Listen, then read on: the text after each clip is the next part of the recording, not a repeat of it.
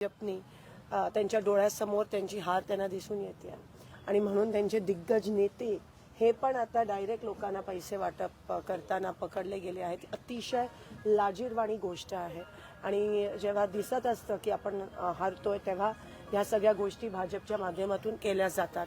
ह्याच्यातून स्पष्ट झालंय की महाविकास आघाडीच महाराष्ट्रात सत्ता बनवणार आहे, सत्तेत येणार आहे आणि पुन्हा एकदा जसं लोकसभेमध्ये झाला तसं ह्या विधानसभेत देखील लोकशाहीचा विजय आणि महाविकास आघाडीचा विजय होणार. महाविकास आघाडीचा विजय म्हणताय. अमर पाटलांना उमेदवारी त्या ठिकाणी दिली होती आणि उद्धव ठाकरेंनी भर सभेमधून तुम्हाला आवाहन केलं होतं की तुमच्या प्रचाराला मी आलेलो होतो आणि तुम्ही सुद्धा आता माझ्या उमेदवाराच्या प्रचाराला. सोलापूर साऊथ हा जो आहे हा काँग्रेसचा बॅस्टिन आहे, बालेकिल्ला आहे. इकडे ह्या मतदारसंघाने महाराष्ट्राचे मुख्यमंत्री निवडून दिलेत.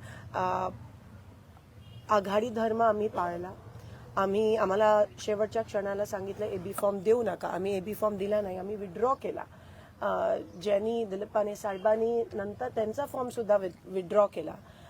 पण काही कारणामुळे इकडे आम्हाला जी फ्रेंडली फाईट पाहिजे होती, जी आम्ही पंढरपूर, ती होऊ शकली नाही.